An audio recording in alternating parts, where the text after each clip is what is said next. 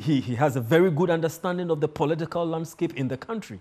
So, and you know, the legislature has become a very important dynamic in our country because you know the whole dynamic of the majority, minority, and the slim margins.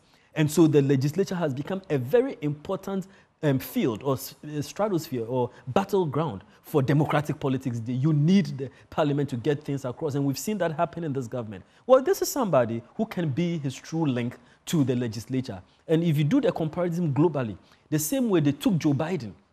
Why did they take Joe Biden? Because he has a long history in the Senate and in the US legislature. Obama knows he needs the Senate and Congress to pass certain things. He needs authorization. Sometimes there's gridlock, there's deadlock. Sometimes there's going to be government shutdown.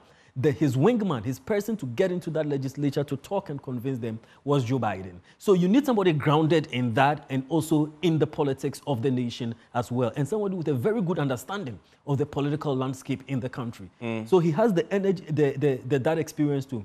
But the thing about the executive experience is not just the occupying the position and occupation of the position, but it is the value that he sees in Dr. Matthew Opoku Prempeh. And what does he recognize that he feels he needs very, very badly or is very essential to prosecute a good or to prosecute good governance for the country? It is that particular value of an achiever, a doer, somebody who is on the ground and can actually get things done. And for such people, sometimes they can come off as brash, they can come off as abrasive, but you know, there are times that you just got to get the work done. And that there is the area that many will point to. And I'll come to Tunfo, what Tunfo said about that, but isn't that definitely for, in a Ghanaian context, and of course, Ofor himself alludes to that you either love him or hate him. You love him dearly or you hate him passionately. That can be an Achilles heel. That can be a weakness in a campaign like this, where Ghanaians really want people who they gentle giant or Pasimje. He doesn't like, you know, fighting people. You don't see that in him. He's almost the opposite. Isn't that a negative? Evans, I think the point has been belabored ever since this appointment has been made. A lot of time, a lot of space has been spent over-discussing this particular issue. I think the point has been made enough. It's okay. Let's move on.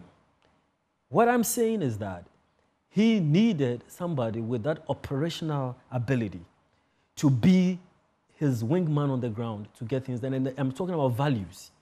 So you look at what he does at the Ministry of Education.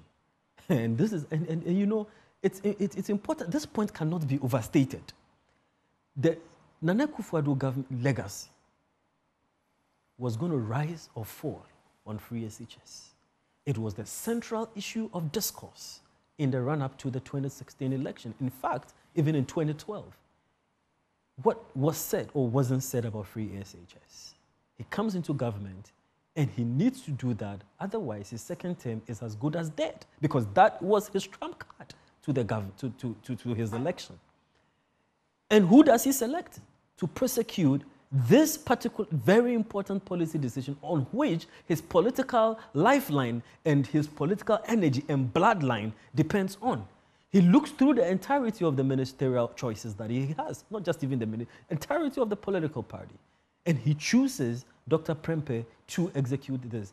As an analyst, you look at that and then you reflect on it and you say, well, why out of all the people? He's a health guy.